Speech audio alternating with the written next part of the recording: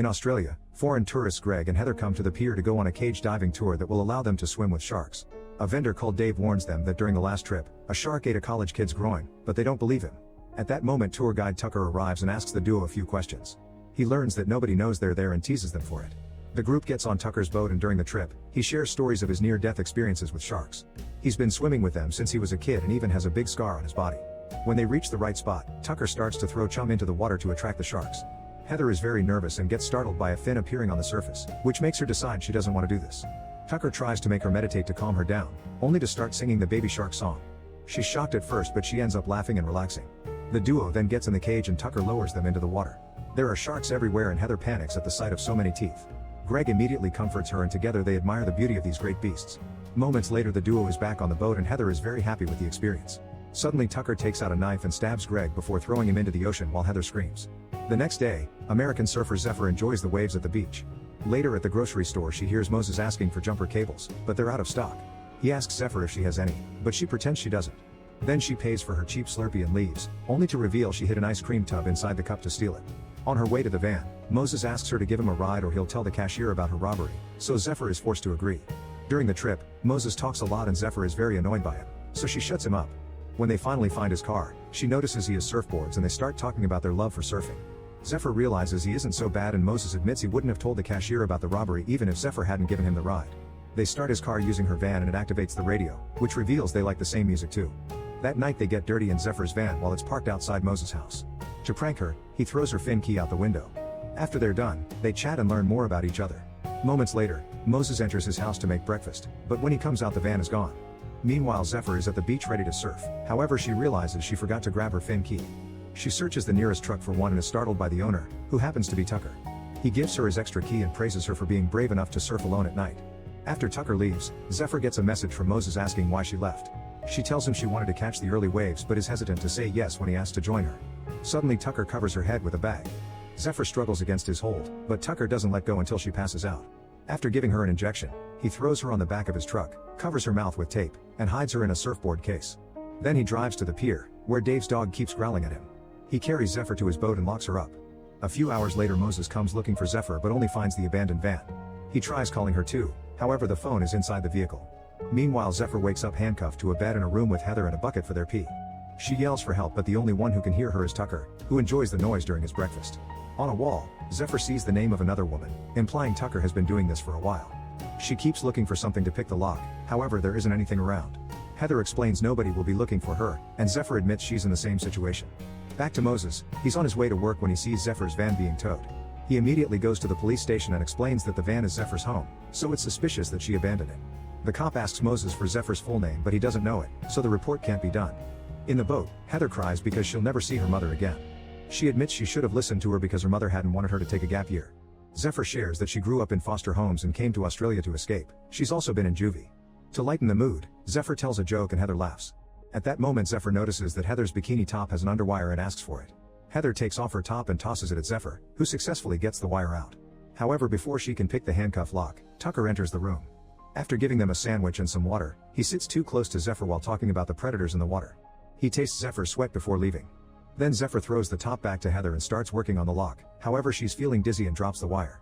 It seems Tucker put something in the water because Heather passes out. Tucker comes back and takes the underwire before Zephyr passes out too. Moments later Zephyr wakes up handcuffed to a chair on the deck, where Tucker is setting up a camera and some lights. Heather is also there tied to a crane chain. Tucker says that God isn't in heaven, he's down there in the sea. He's seen Zephyr surf before and thought she looked very alive and spiritual, which is how this creepy hobby of his makes him feel. After cutting some of Heather's hair, Tucker wakes her up and she starts panicking.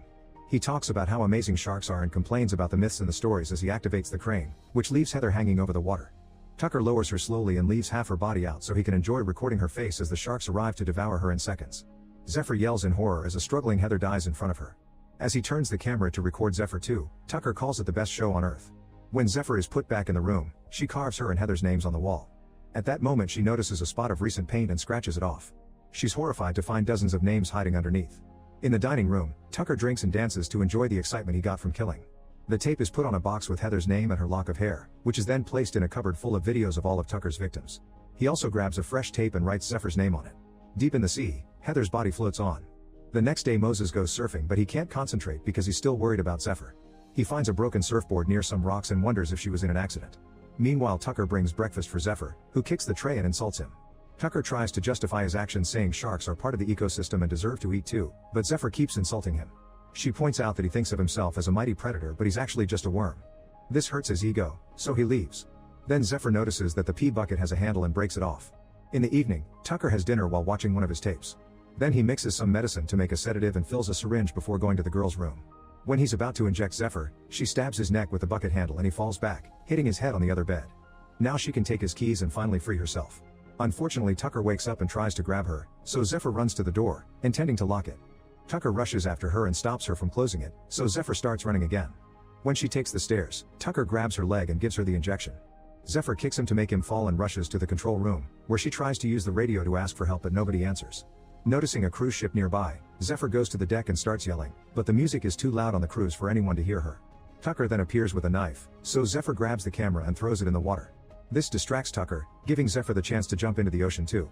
She tries to swim as fast as possible, but sadly the sedative kicks in and she passes out, so Tucker has to fish her out. The next day the police finally start looking for Zephyr. While watching the procedure in the sea, Moses gets an idea. He opens an app called Wave Watch, which shows live footage of the beach for surfers. Moses searches the clip from the other night and sees a truck driving away from the spot with Zephyr's van. Zooming in reveals a logo that says Tucker Experience, so he searches for the company online. At the same time, Tucker stops by the pier and leaves the boat to get supplies. Zephyr wakes up in the room and tries to yell for help, but there's tape on her mouth again. By the time Moses finds a phone number and calls the boat, Tucker isn't there to get the call, so Moses leaves a message. At the supermarket, Tucker buys a new camera. On his way back, he gets stuck in traffic, and while he waits he notices a beautiful tourist who could be his next victim.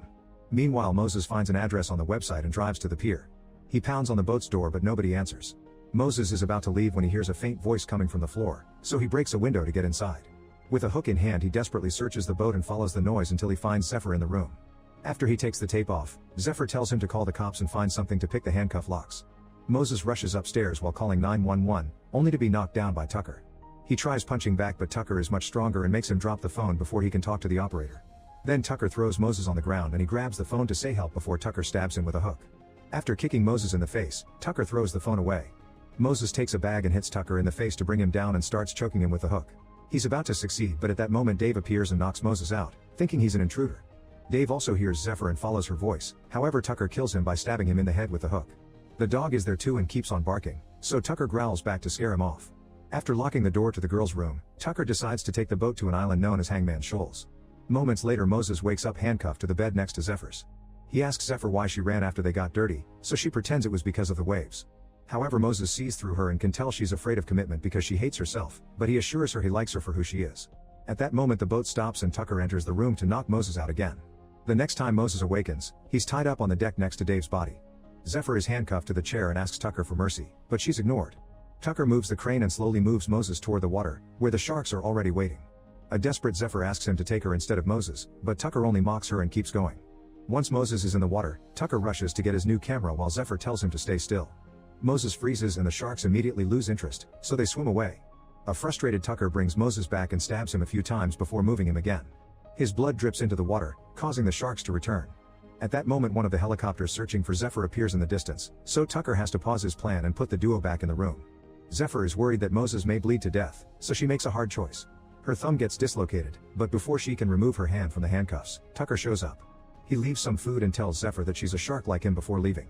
Afterward, Zephyr tries to free her hand, but the dislocated thumb is still not enough. Seeing no other choice, she starts chewing. That night Tucker gets the sedative ready and enters the room, only to find Zephyr's bed empty and her thumb on the pillow. She comes out of hiding and locks the door before running to the control room, where she starts the boat. Tucker opens the emergency hatch to escape and rushes to cut the power, causing the boat to stop again. Then Zephyr sees a party on an island nearby, so she searches for a flare. When Tucker approaches her, she shoots the flare at him and runs away. She locks herself up in the kitchen and climbs on the counter, where she breaks the glass on the skylight to escape. As her harness gets stuck on the exit, Tucker breaks into the kitchen and pulls her down. They both slip and Zephyr gets a frying pan while he grabs a knife. Zephyr defends herself and stabs his hand before hitting him with the pan to bring him down before running again. Tucker runs to the deck and turns on a light to find Zephyr swimming toward the island. He rushes to get his harpoon, but he loses sight of her, so he gets on his speedboat and sails as fast as possible. When Zephyr reaches the shore, Tucker jumps on her and knocks her out before taking her back to the boat. When Moses wakes up, he's handcuffed to the chair and Zephyr is hanging above the sea. Tucker throws water at her to awaken her before he starts talking about fish that like to fight back when fishermen catch them. A shark appears in the water because of Zephyr's blood, so Tucker lowers her and gets the camera ready. When the shark gets close, Zephyr kicks it and it swims away. A furious Tucker grabs his hook to poke at the shark to anger it, only for the shark to take the hook and swim off. Zephyr manages to steal the hook before the shark disappears. Afterward, Zephyr uses the hook to climb up the crane hook, however the shark reappears under her. Tucker startles Zephyr and causes her to fall into the water, where she sees the shark coming for her. The creature stares at Zephyr for a few seconds, but since it was also hurt by Tucker, it sympathizes with her and swims off. Now Zephyr can climb on the boat and sneak around. When she finds the harpoon, she uses it to shoot Tucker, sending him into the water. The huge shark comes back and jumps to catch Tucker with its huge mouth, eating him as revenge. Everything is recorded by the camera. The rope on the harpoon drags Zephyr down too because she's holding the weapon, however she lets it go and swims back to the boat. She rushes to get another flare and shoots it in the sky while yelling for help. Soon a ship in the island sounds its horn to announce that it's coming. Then Zephyr checks on an unconscious Moses, begging him to wake up because he's the only thing she has.